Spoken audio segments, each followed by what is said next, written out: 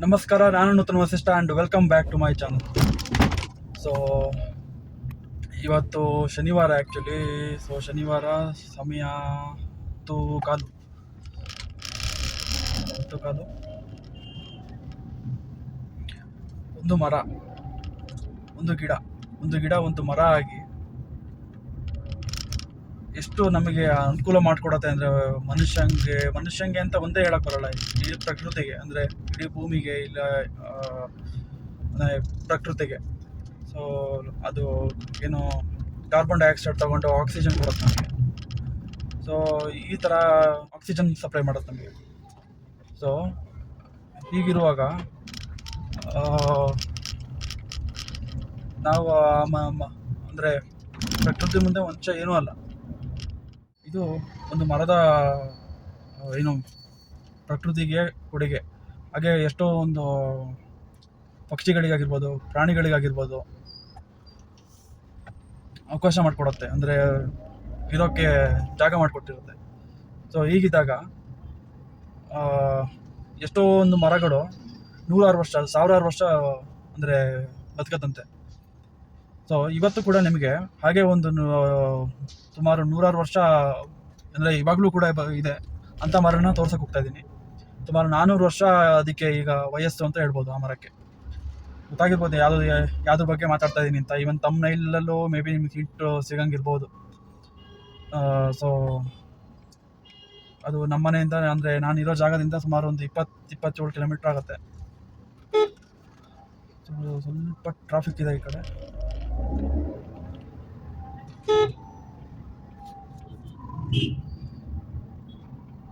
So ನಮ್ಮನೆಯಿಂದ ಒಂದು 28 kilometre ಆಗುತ್ತೆ ಇರೋ ಜಾಗದಿಂದ, ಅಂದರೆ ಬೆಂಗಳೂರಲ್ಲಿ.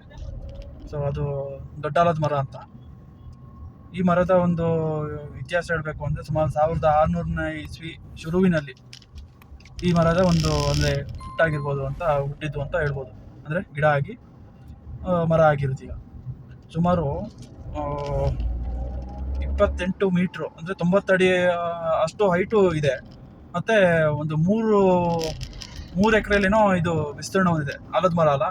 ಸೊ ಅದು ಏನು ಮಾಡುತ್ತೆ, ಈ ಬೇರನ್ನು ಕೆಳಗೆ ಬಿಡಲ್ಲ, ಮೇಲ್ಗಡೆ ಹಿಂಗೆ ಒಂದಕ್ಕೊಂದು ಸ್ಪ್ರೆಡ್ ಆಗ್ತಾ ಹೋಗೋದು. ಸೊ ಇದು 3 ಎಕರೆಯಲ್ಲಿ ಸ್ಪ್ರೆಡ್ ಆಗಿದೆ ಅಂತ ಲೆಕ್ಕ ಹಾಕಿ.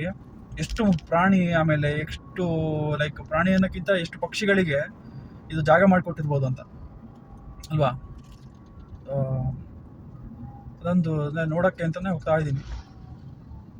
ಸೊ ನೋಡುವ,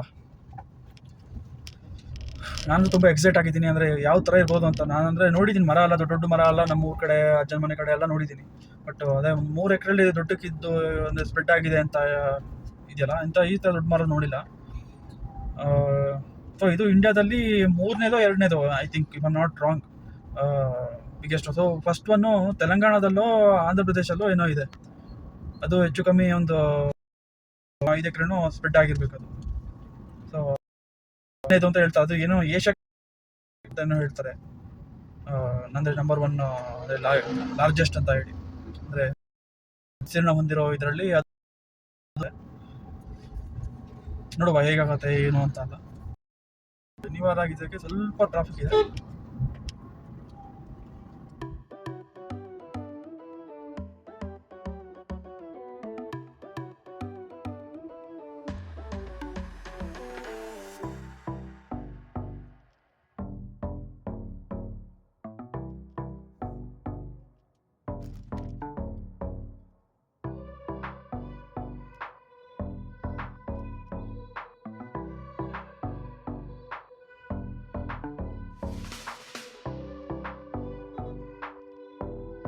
ಆ್ಯಂಡ್ ಗೈಸ್, ಹೇಳೋದು ಮರ್ತೋಯ್ತು ನನಗೆ. ಸೊ ಇವತ್ತು ನಾನು ನಿಮಗೆ ಕರ್ಕೊಂಡು ಹೋಗ್ತಾ ಇರೋದು ಒಂದೇ ಜಾಗಕ್ಕಲ್ಲ, ಅಂದರೆ ದೊಡ್ಡ ಆಲದ ಮರ ಒಂದೇ ಅಲ್ಲ, ಇನ್ನೊಂದು 4 ಅಲ್ಲ, ಇದು ಬಿಟ್ಟು ಇನ್ನೂ ಒಂದು 3 ಜಾಗ ಹೋಗ್ತಾ ಇದ್ದೀನಿ. ಸೊ ಅದು ಯಾವುದೋ ಏನೇನು ಅಂತ ಹೇಳಿ ಸಂದರ್ಭಕ್ಕೆ ತಕ್ಕಂತೆ ನಿಮಗೆ ಅಂದರೆ ಅಪ್ಡೇಟ್ ಮಾಡ್ತೀನಿ, ತಿಳಿಸ್ತೀನಿ.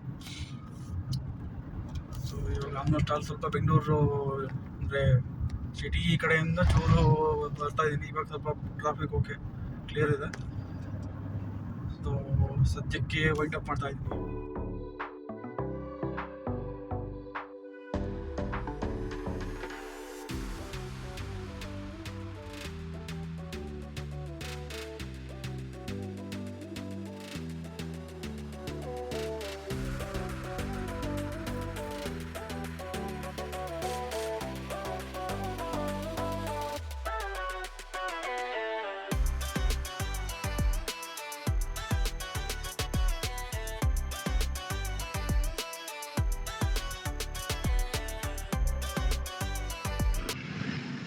ಗೈಸ್ ಈಗ ಒಂದೇ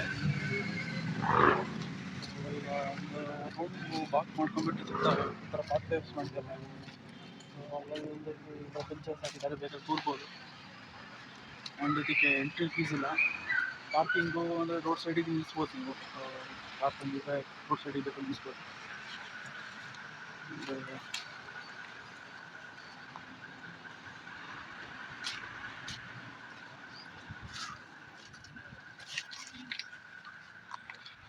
ಇದಕ್ಕೆ ಎಂಟ್ರಿ ಫೀಸ್ ಕೂಡ ಏನಿಲ್ಲ.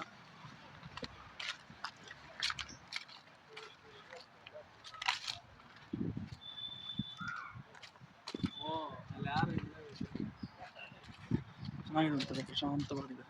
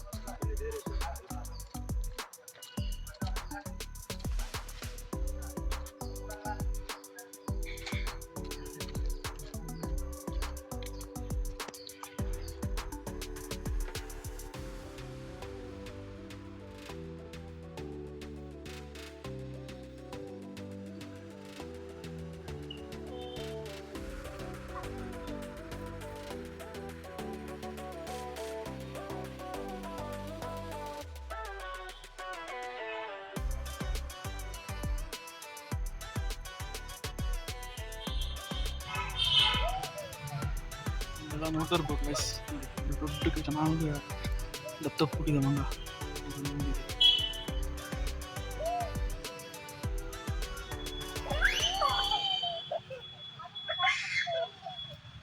ಮೇಲ್ಗಡೆ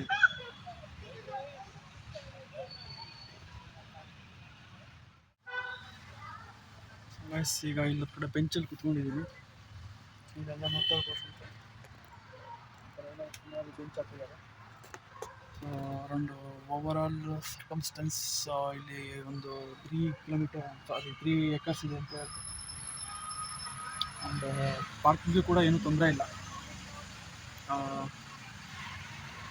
ತುಂಬ ಪ್ರಶಾಂತವಾಗಿದೆ. ಬಟ್ ಈ ರೋಡ್ ಸೈಡ್ ಅಂದರೆ ಇಲ್ಲಿ ರೋಡ್ ಸೈಡೇ ಇದೆ ಅದು. ಇವಾಗ ವೆಹಿಕಲ್ಸ್ ಓಡಾಡೋದಕ್ಕೆ ಸ್ವಲ್ಪ ಇದಾಗುತ್ತೆ. ಚೂರು ಆ ಕಡೆ ಒಳಗೆಲ್ಲ ಹೋಗಿ ಕೂತ್ಕೊಂಡ್ರೆ ನಿಮಗಿನ್ನೂ ಕಾಮ್ ಆಗಿರುತ್ತೆ. ಆ್ಯಂಡ್ ಒಂದು 400 ವರ್ಷದ ಹಳೆಯದು ನೋಡಿ ಹೇಗಿದೆ.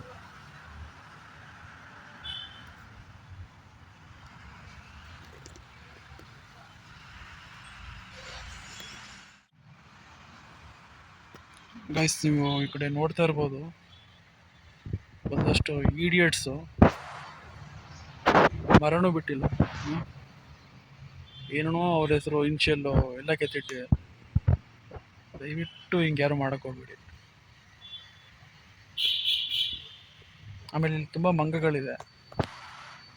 ಅದನ್ನು ಸುಮ್ಮನೆ ಏನೋ ಲೈಕ್ ಕೆಣ್ಕೋದಾಗಿರಲಿ. ಆಮೇಲೆ ಗೈಸ್ ಇಲ್ಲಿ ತುಂಬ ಮಂಗಗಳಿದೆ. ಆಮೇಲೆ ಮರಕ್ಕೆಲ್ಲ ಸುಮ್ಮನೆ ಇನ್ಷಿಯಲ್ ಹಾಕೋದು ಅವೆಲ್ಲ ಏನೂ ಮಾಡೋಕ್ಕೆ ಹೋಗ್ಬೇಡಿ. ಯಾವತ್ತೂ ಅದು ಸಹಜವಾಗಿ ಏನಿದೆ ಅದನ್ನು ರೆಸ್ಪೆಕ್ಟ್ ಮಾಡಬೇಕು, ನೋಡಬೇಕು, ಖುಷಿ ಪಡಬೇಕು. ಮಂಗಕ್ಕೆ ಹೋಗ್ಬಿಟ್ಟು ಏನೋ ತಿಂಡಿ ಕೊಡೋದಾಗಿರ್ಬೋದು, ಅದು ಎಲ್ಲ ಹುಡ್ಕೊಳ್ಳೋದು. ನೇಚರಲ್ಲಿ ಏನೇನು ಸಿಗುತ್ತೋ, ಪ್ರಕೃತಿಯಲ್ಲಿ ಏನು ಸಿಗುತ್ತೋ ಎಲ್ಲ ಹುಡ್ಕೊಳ್ಳೋದು. ನೀವು ಅದಕ್ಕೆ ಹೋಗ್ಬಿಟ್ಟು ಫೋಟೋಗೋಸ್ಕರ ಪೋಸ್ ಮಾಡೋಕ್ಕೋಸ್ಕರ ಇನ್ನೊಂದು ಕೊಡೋಕ್ಕೆ ಹೋಗ್ಬಿಟ್ಟು ಆಮೇಲೆ ಅದು ಇನ್ನೊಂದು ಅಟ್ಯಾಕ್ ಮಾಡಿ ತೊಂದರೆ ಯಾವುದೂ ಕೊಡೋಕ್ಕೆ ಹೋಗ್ಬೇಡಿ. ನಿಮಗೂ ಏನು ತೊಂದರೆ ಮಾಡಲ್ಲ, ಸುಮ್ಮನೆ ನೋಡಿ ಖುಷಿ ಪಡಿ ಅಷ್ಟೇ.